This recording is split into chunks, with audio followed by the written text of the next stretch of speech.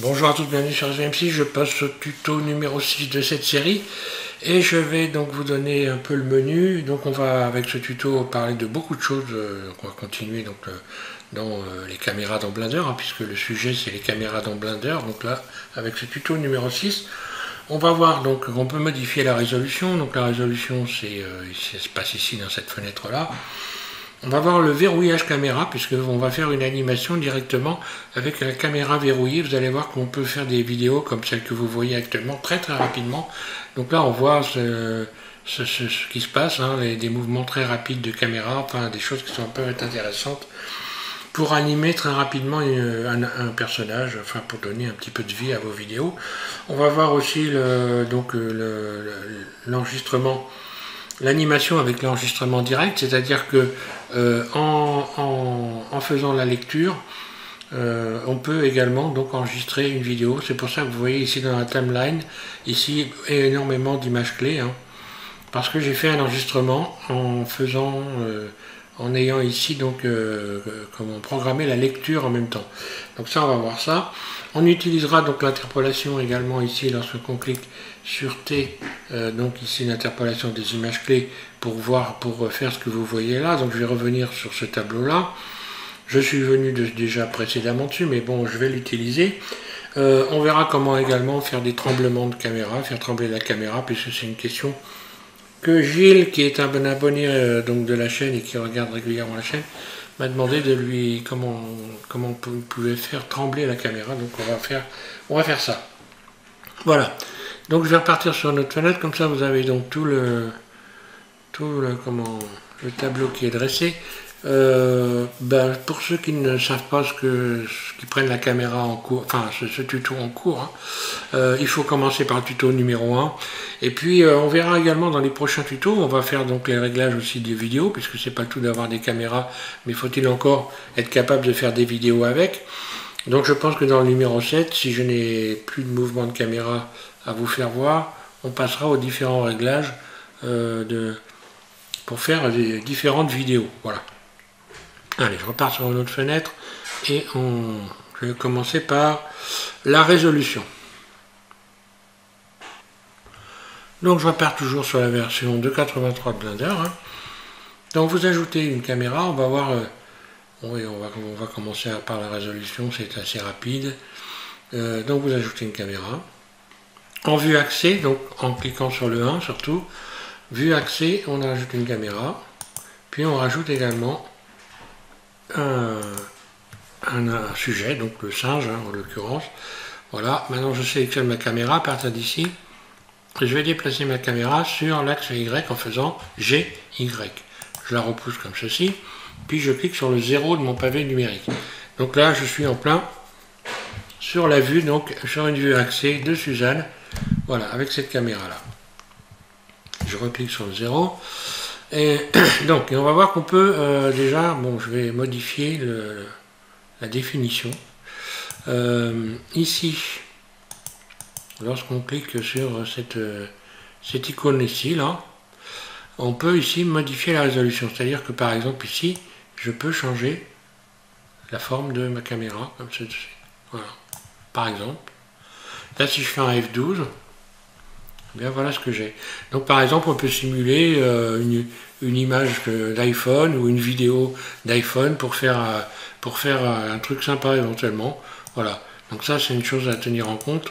Donc 1920, je vais recommencer 1920, 1080 pixels, donc c'est la haute définition. Ce qu'il faut savoir aussi, ce qu'il faut se rappeler ici, si vous modifiez ici le pourcentage, vous allez avoir donc modifié en fait les valeurs qui sont juste au-dessus. Donc si je mets 50%, en réalité c'est exactement comme si je diminuais ici les valeurs. C'est-à-dire que je mettais ici 900 et des bananes, et ici 500 et des bananes, 540, etc. Donc bon là, voilà, je vais me remettre à 100%. Alors en termes de poids, évidemment, ça change beaucoup de choses, puisque plus on va vers le bas ici, et plus la vidéo sera légère. Ce qui peut servir éventuellement quand on a eu des vidéos trop lourdes qui ne passent pas, quand on n'arrive pas à faire des rendus, diminuer la résolution, ça peut arranger un peu la sauce. Alors, On a vu pour la résolution, ça je voulais en parler parce qu'on va en parler encore une fois très bientôt, puisque je vais faire donc une vidéo sur les rendus vidéo aussi, puisqu'on est dans la vidéo. Et maintenant, on va voir le verrouillage caméra. Alors, pour voir ça, vous allez donc ici déjà commencer par séparer votre fenêtre en deux. Donc vous mettez votre curseur ici sur le bord, jusqu'à temps que vous ayez une flèche double, puis un clic droit, et vous cliquez sur Vertical Split, et un clic gauche. Là. Donc ici, maintenant on a deux fenêtres. Ici, je fais un clic roulette, par exemple ici, pour changer de vue, pour me mettre en mode perspective, enfin voilà. Et donc comme ça, je vais pouvoir voir d'un côté ce qui se passe ici par rapport à la caméra, et de l'autre côté ici également, comment elle va se déplacer dans la scène. Vous allez voir que c'est une façon très intéressante de filmer et d'enregistrer. D'ailleurs, à ce sujet, je ne vois pas de vidéo. Alors les gens font des tutos apparemment, il y en a beaucoup qui font des tutos là-dessus, mais ils ne prennent pas en compte le fait qu'on peut enregistrer en se servant de cette façon de procéder, et que c'est plutôt intéressant, et c'est surtout, ça sert surtout à ça, parce qu'autrement ça ne sert pas à grand chose. Donc je vais cliquer sur ici le N, et je vais enclencher ici, je vais dans Vue, et ici je vais verrouiller caméra. Je clique sur verrouiller caméra, voilà, dans cette fenêtre là, verrouiller caméra à la vue. Là je pense que, d'ailleurs je vais regarder quand même, j'espère que dans les deux fenêtres ça s'est verrouillé. Il faut quand même vérifier ça, parce que c'est possible que non. Bah tiens, bah voilà. Donc il faut verrouiller également dans cette fenêtre là.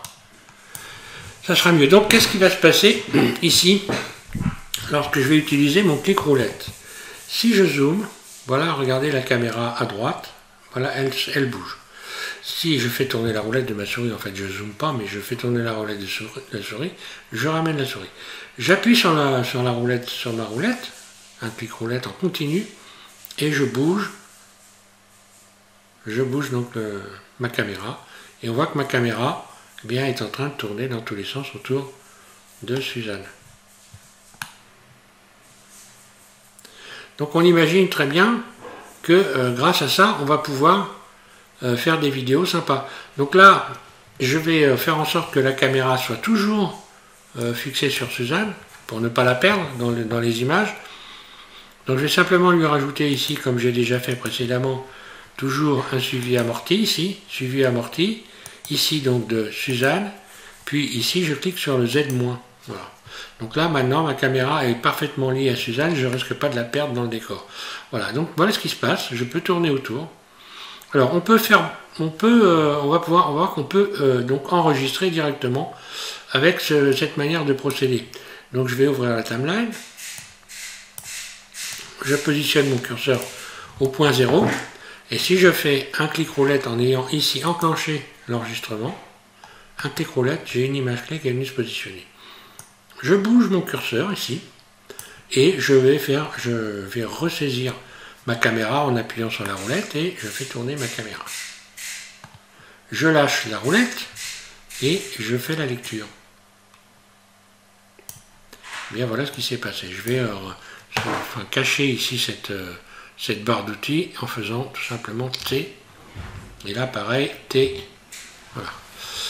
Donc voilà ce qui se passe avec la caméra. Si je zoome par exemple ici, je positionne mon curseur ici, je mets mon curseur de souris dans la fenêtre et je bouge ici. Et bien dès que je fais un mouvement, vous avez vu qu'il y a une image clé qui est venue tout de suite s'enclencher. Donc automatiquement, voilà ce qui se passe. Alors, on ne peut pas tout faire. Et il faut savoir que si on veut faire une rotation autour du sujet, c'est possible, mais c'est pas bon, parce qu'il va falloir le faire en plusieurs fois. Donc là, on va être essentiellement dans des vues de face. On va éviter de tourner trop autour du sujet, parce que la caméra va se retourner, tout simplement. Elle va se retourner parce que là, dans la scène, vous avez un côté positif, un côté négatif, c'est un peu comme l'électricité. Et la caméra, elle se balade parce qu'elle ne peut pas se repérer correctement dans la scène. Donc voilà. Voilà, si je fais ça, par exemple, voilà, hop, voilà ce qui s'est passé. Si je remets mon curseur ici, par exemple ici, donc j'ai déjà réalisé quelques mouvements, je dézoome. eh bien, qu'est-ce qui va se passer? Eh bien, ça va dézoomer, ça prend en ligne de compte, et voilà. Si je voulais faire une rotation du sujet, une rotation complète, je sélectionnerai plutôt le sujet, j'engagerai une image clé par exemple, parce qu'on peut le faire, mais mieux vaut utiliser le sujet. Et évidemment, c'est la scène qui bouge, donc si j'ai un arrière-plan, là quand je fais ça, en fait j'ai l'impression que le personnage bouge, en réalité il ne bouge pas, puisque c'est uniquement la caméra qui bouge. Hein. Donc si j'avais des éléments en arrière-plan, il faut tenir compte de ça, ce n'est pas le personnage qui bouge. Donc là par exemple, si je voulais le faire tourner, je sélectionne mon personnage, je vais recliquer sur T pour retrouver mes outils. Voilà, je clique ici pour avoir mon manipulateur, un clic gauche, et par exemple j'ai déterminé que sur quelques images ici, il va y avoir une rotation RZ, par exemple, comme ceci, voilà. Et voilà. Et là, ben, quand j'enclenche, j'ai l'animation caméra et également le personnage qui tourne. Voilà. Je reclique sur ma caméra, un clic droit au bord de la caméra et je peux recommencer. Donc maintenant on va faire une autre expérience. On va faire une autre expérience, on va directement créer une animation en ayant ici enclenché la lecture. Donc ici je vais mettre évidemment, il faut beaucoup d'images. Hein. Donc ici je vais mettre carrément à la fin de la vidéo à 1500 images pour avoir quelque chose de sympa, voilà. 1500 images. Donc voilà, on voit que la timeline ici s'est agrandie. Hein. Donc la partie claire, c'est la partie où il va y avoir donc un enregistrement avec les images clés. La partie foncée, il n'y a plus rien du tout. Ou alors s'il y a quelque chose, ça ne sera pas pris en compte dans les rendus. Alors ensuite, je vais enclencher l'enregistrement en cliquant sur lecture ici. Puis je vais bouger ma caméra avec ma roulette de souris. Et voilà ce qui va se passer. J'enclenche lecture. J'arrête. Je bouge, je zoome, je tourne, je dézoome, et regardez les images clés, elles sont en train de... On va avoir un mouvement donc très saccadé.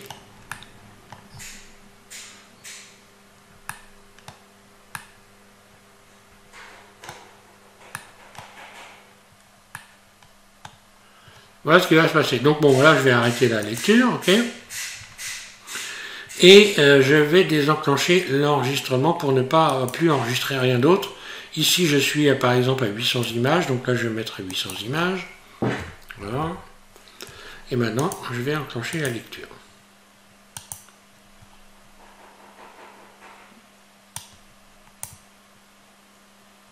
Donc pour animer par exemple le visage d'un personnage, ça peut être intéressant d'utiliser cette méthode. Là, on fait quelque chose de très très rapide. Alors on va voir justement, ce qui va être également intéressant, c'est justement d'utiliser le tableau interpolation des images clés pour faire ça, pour voir donc une autre façon de faire. Donc là, j'ai sélectionné toutes les images clés, elles sont toutes sélectionnées. Hein.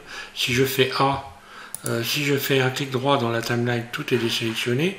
Si je clique sur A, en même temps que j'ai ici mon curseur, dans la timeline, ça resélectionne tout. Je peux sélectionner dans la timeline également par boîte, donc je clique sur le B et je peux sélectionner par exemple cette partie-là. Pourquoi pas? Je pourrais éventuellement l'accélérer, on va voir une chose qui va être intéressante, parce que dans cette timeline, on peut utiliser donc, le S pour surface. Donc là, vous voyez le mouvement, je vais désenclencher. Alors maintenant, on ne peut plus bouger la caméra en fait pour venir reculer pour venir réduire la fenêtre ici, il faut retourner donc ici, donc décocher, verrouiller la caméra, et maintenant je peux utiliser la roulette pour reculer comme ça. Autrement ça bloque évidemment. Mais là, rien n'a changé, tout est bon. Donc j'ai sélectionné une partie comme ça, et je vais modifier la surface de cette partie-là en faisant S, et on va avoir une accélération très rapide. Donc il faut bouger à droite ou à gauche. Donc il faut y aller doucement. Je vais appuyer en même temps sur Shift pour aller doucement. Shift. Voilà. Et hop. Un clic gauche. S Shift. Donc là je me mets carrément là par exemple. S Shift. Voilà. Et si je retourne ici, voilà, j'ai réduit. Surface. faut y aller par petits à-coups. Hein. Et voilà ce qui va se passer. Donc là, je vais avoir une accélération. Forcément, je n'ai plus de mouvement à cet endroit-là. Et là, d'un seul coup, voilà. Si j'utilise par exemple ici, je resélectionne tout, je clique sur T et que j'utilise constante, qu'est-ce qui va se passer si je clique sur constante? Eh bien voilà, j'ai des mouvements saccadés de la caméra.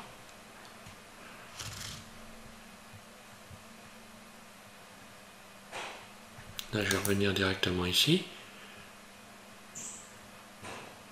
Donc on voit que ça pourrait être intéressant, par exemple, pour animer, je sais pas moi, des bestioles, des têtes, voilà.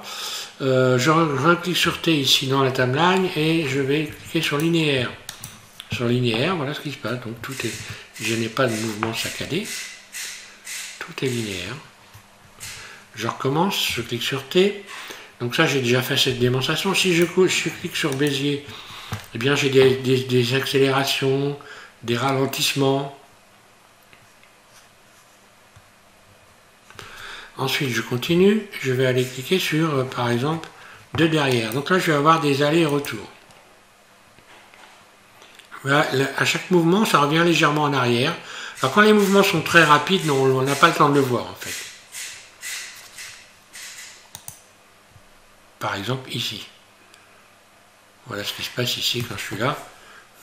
Donc là, si je resélectionnais B, cet ensemble-là, que je refais sa surface, donc voilà, je vais réagrandir. Puis G, je le déplace. Puis S, je réagrandis encore. Et G, je le surface, et voilà. Je peux le déplacer en faisant G. Hein. Et voilà ce que ça va donner. Donc là, j'ai ralenti le... Mais on voit qu'il y a un retour en arrière. Voilà. T. Donc là, j'ai fait un rebond. Donc bah, ça rebondit. Alors, bon, ça peut être intéressant hein, d'avoir des éléments qui rebondissent.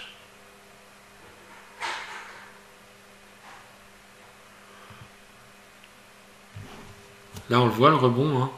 Voilà, là, on vient de le voir. Ensuite, élastique. Bon, bah là, voilà.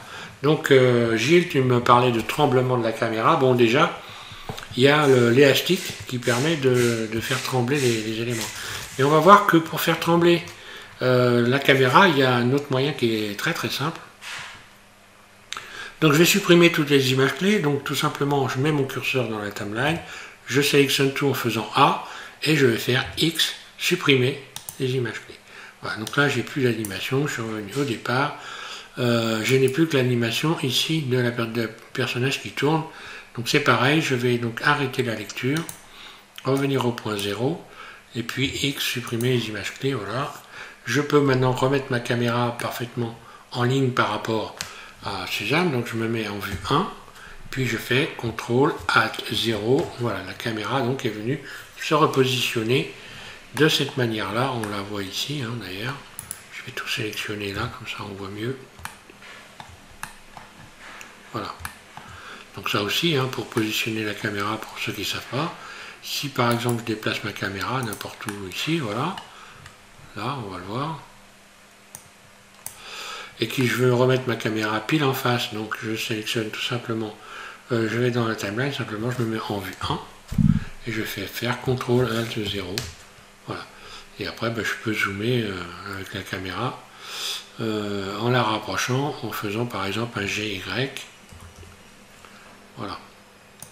Je peux replacer ma caméra, soit en utilisant ici les flèches, donc si je les ai cochées ici, hein, soit en faisant un GY.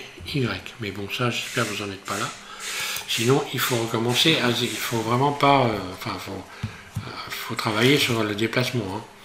Donc, ben, la caméra, c'est toujours pareil. Si je fais dans le déplacement, si je fais double R, on voit que la caméra, alors là, elle ne va pas dans tous les sens, simplement du fait qu'elle est liée à Suzanne. Hein. Quand j'attrape Suzanne, voilà ce qui se passe. Là aussi, ça pourrait être un moyen d'enregistrer. Donc on va le faire d'ailleurs. Simplement, j'enclenche l'enregistrement ici. Est-ce que je peux... Alors on va essayer de cliquer sur...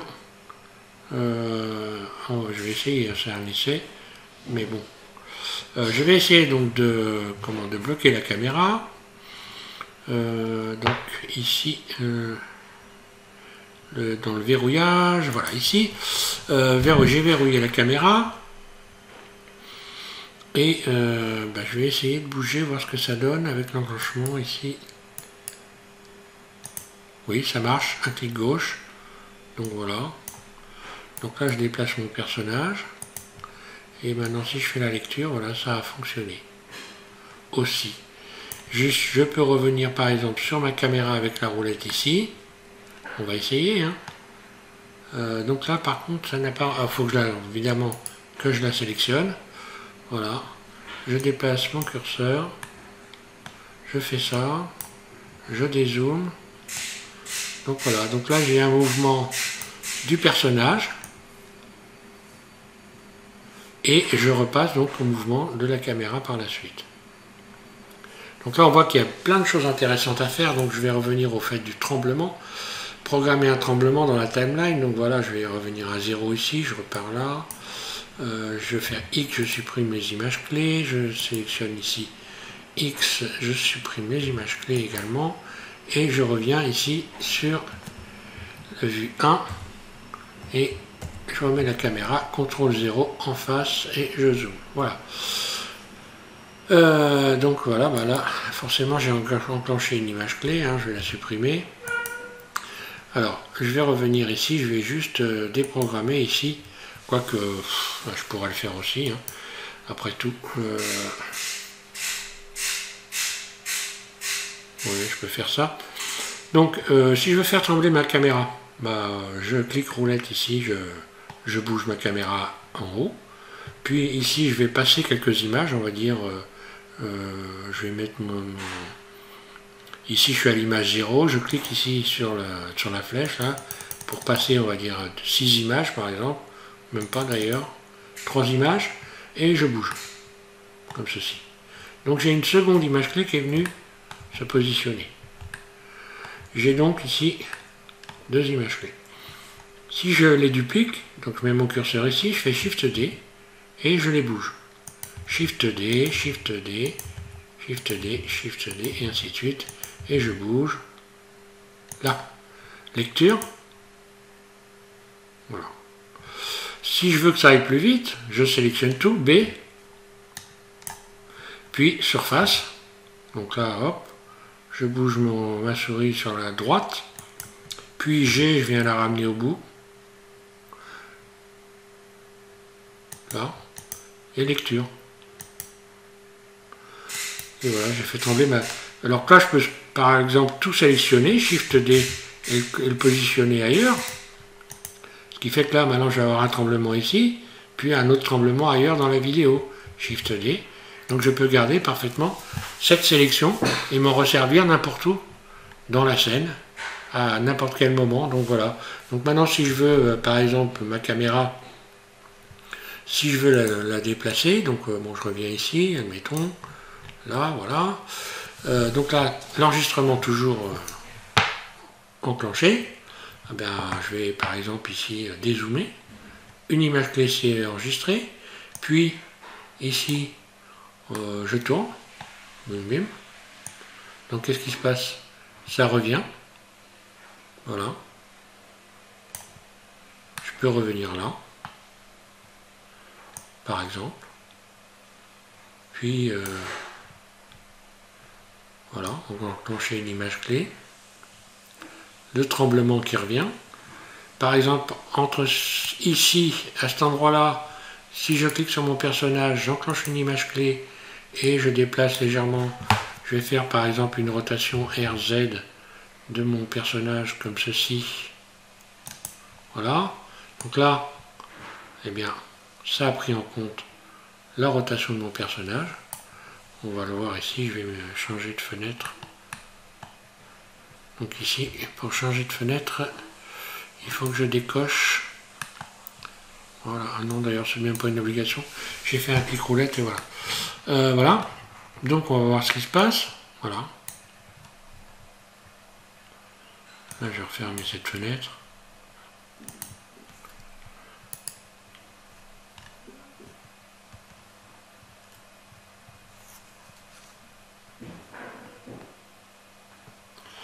Voilà, donc à partir de tout ça, bon, bah, après, il faut faire travailler son imagination, hein. Je ne suis pas forcément le meilleur pour ça. Mais on voit bien qu'on peut... alors si je voulais faire une rotation complète, hein, je ferais que j'y aille morceau par morceau. Hein. Ce que j'expliquais, par exemple, ma caméra ici, elle est là, je vais donc la position, je vais la faire tourner légèrement ici. J'enclenche une image clé. Puis je bouge légèrement mon curseur, mais c'est loin d'être parfait.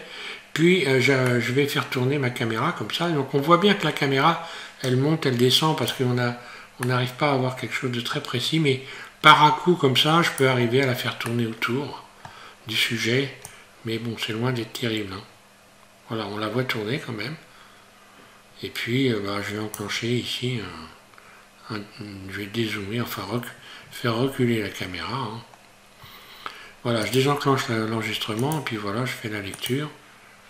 Donc j'ai un tremblement, la caméra, voilà, va tourner autour, et puis dézoomer. Voilà, on y arrive, mais bon, il faut y aller par petits morceaux. Mais bon, là on voit qu'on peut faire des choses très intéressantes et très rapidement, sans trop se casser la tête. Je vais remettre mon image, ma vue, enfin la fin de ma vidéo.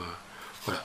Donc maintenant, en ce qui concerne, bah, la vidéo, les explications ne sont pas trop longues, donc ce que je vais faire, je vais quand même parler de la résolution. Bah, si la résolution, j'en ai parlé au début, me semble-t-il. Alors il y a des choses qui vont être intéressantes, on va voir ça dans une autre vidéo, parce que là, il y a vraiment dans la profondeur de champ, vous allez voir que suivant dans le mode où on est, que ce soit dans le mode donc Workbench ou Eevee ou cycle, et eh bien là on a des façons complètement différentes d'utiliser la profondeur de champ. Donc la profondeur de champ, c'est le fait que vous ayez des éléments derrière le personnage principal qui soient flous. Et voilà, ça sert à ça la profondeur de champ. Sauf que voilà, si on l'utilise comme ça ici, avec le mode Workbench, il ne se passe rien du tout. Il faut après aller donc programmer la profondeur de champ, mais bon, c'est très moyen. Hein. Et les réglages sont extrêmement sensibles, mais bon, on verra ça quand même, puisque en réalité, ça fait partie des réglages de la caméra. Donc dans les prochains tutos, on va parler des rendus vidéo, on va parler donc des différents éléments de réglage que l'on a ici. Voilà, tous les réglages que vous voyez là, on va travailler dessus. Que j'ai déjà fait plusieurs fois, mais bon, pour les personnes qui suivent la série, ben, ça va être intéressant de pouvoir faire tout en un, hein, voilà, grosso modo. Je vais essayer de développer le plus possible de tout ce que je connais, parce que est-ce que je connais tout? C'est pas certain, je suis pas bon Dieu, moi. Hein. Faut vous dire qu'il y a longtemps que je me sers de Blender, donc ça aide un peu, mais bon, il y a des choses qui échappent des fois. Hein. Voilà. Donc je vous remercie tous de suivre SVM6. Et puis voilà, entraînez-vous avec tout ça. Donc le truc le plus important, c'est que en fait, pour que ça serve à quelque chose, cette série, c'est de régulièrement vous entraîner. Donc éventuellement reprendre des éléments de la série pour retravailler des choses et pour bien les assimiler. Donc il faut les faire plusieurs fois. C'est un peu, je l'ai déjà dit souvent, mais c'est comme le musicien qui fait ses gammes. Si vous bossez pas dessus, vous allez perdre. Et inévitablement, vous allez voilà, enfin, vous allez perdre des choses intéressantes éventuellement pour créer des vidéos, là en l'occurrence, puisqu'on parle de vidéos, mais c'est valable pour tout, hein, que ce soit les vidéos ou n'importe quoi. Hein. Voilà. Hein. Donc je vous remercie tous de suivre SVM6. Cette fois-ci, je vous laisse en espérant que tout ça va vous rendre service et que vous allez surtout bien vous amuser. C'est une bonne façon de passer le temps sans exagérer non plus. Voilà. Bon courage!